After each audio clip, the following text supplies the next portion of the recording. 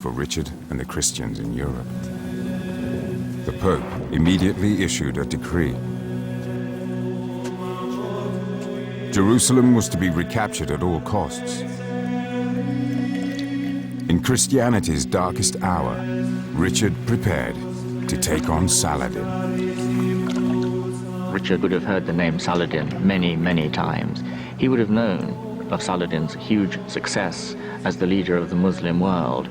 The opportunity to match himself against someone so famous was an opportunity not to be missed.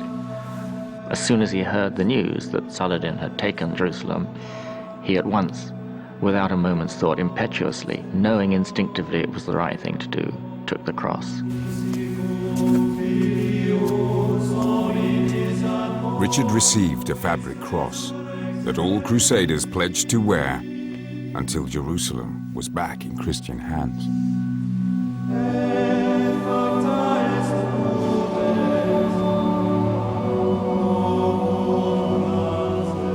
Richard would know that if he could lead a crusade that recaptured Jerusalem, he would go down in the annals of history as one of the greatest heroes of Christendom. This was his time.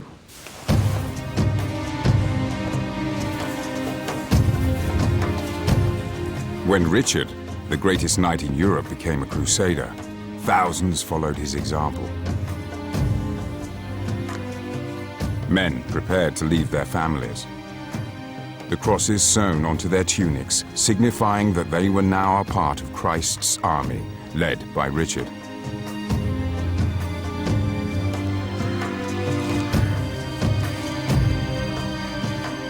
Men who had never left their villages would travel 2,000 miles to join him in the fight for Jerusalem.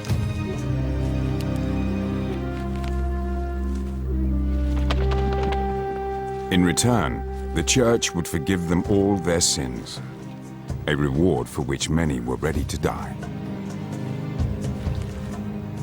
Crusaders embarking for the Holy Land must have felt an enormous mix of emotions. They were leaving their wives, their families. They themselves were going into the unknown. They were going into lands that they hadn't seen or experienced before. They knew from previous crusades you probably had a 1 in 3 chance of dying or not coming back. So great fear, and also a sense of moral right. They felt crusading was a good purpose.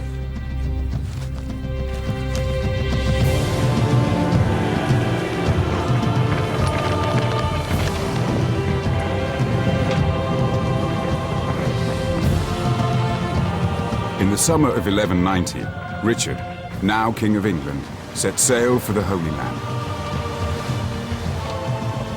Richard had spent a fortune on provisions. It was said he would have been prepared to sell London to aid Jerusalem.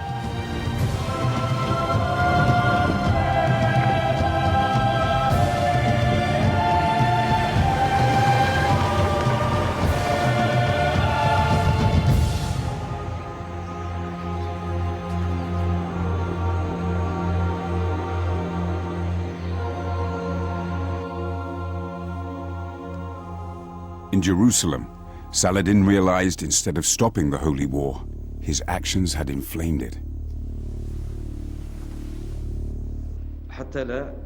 Saladin's council was becoming increasingly concerned. They knew that Richard's army was sailing to join Franks released from Jerusalem, who had regrouped 100 miles north and were now besieging the Muslim port of Acre.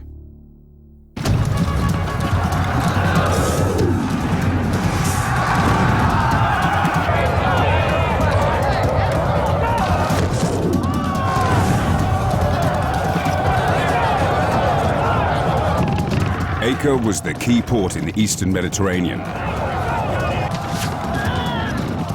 If the Christians could seize it, they would secure a bridgehead into the Holy Land.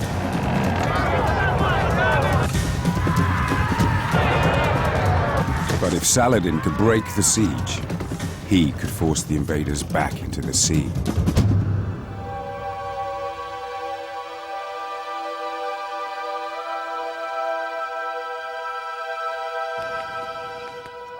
When Saladin arrived at Acre, he ordered his army to surround the Christian besiegers. But the Crusaders were too deeply entrenched for him to win another dramatic victory.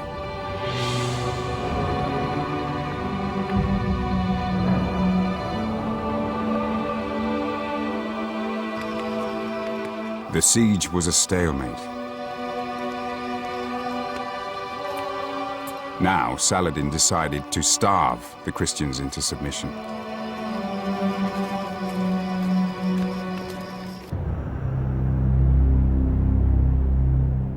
In the Crusader camp around Acre, food was so scarce, mounted knights were forced to eat grass.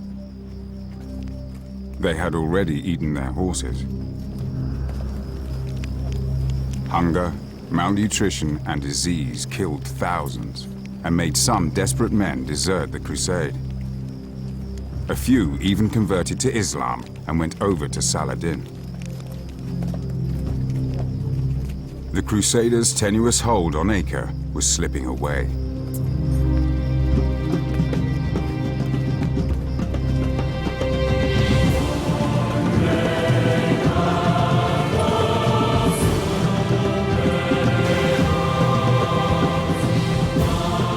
After months at sea, in May 1191, Richard, King of England, sighted the Holy Land for the first time. It was the crucial point in a great world struggle between two great religions. As Richard sails to it, we get a description of him looking at the tents, seeing where Saladin's lines are, assessing the strength of the walls, already the soldier, planning what he will do next. He approached Acre not as a pilgrim, but as a commander.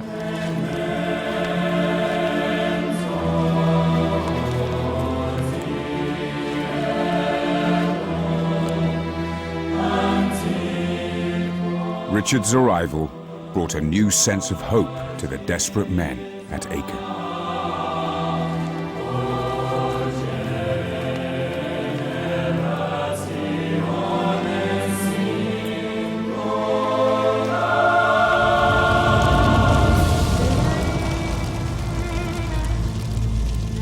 The starving Crusaders lit fires in honor of their new leader.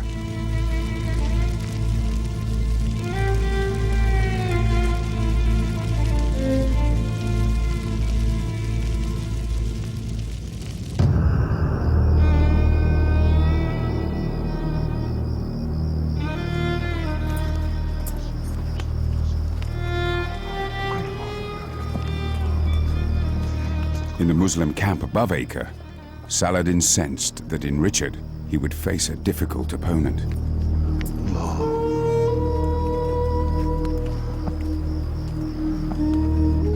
The King of England's reputation as a formidable warrior preceded him.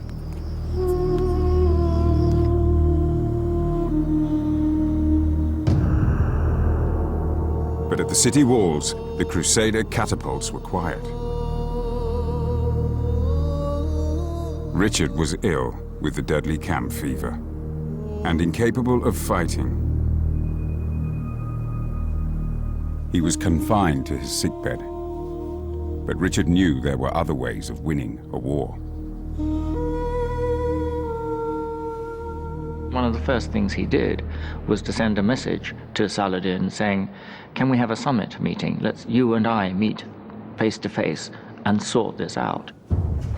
Now, no crusading commander had ever done anything like this before. It was unprecedented. Richard sought to establish a personal relationship with Saladin.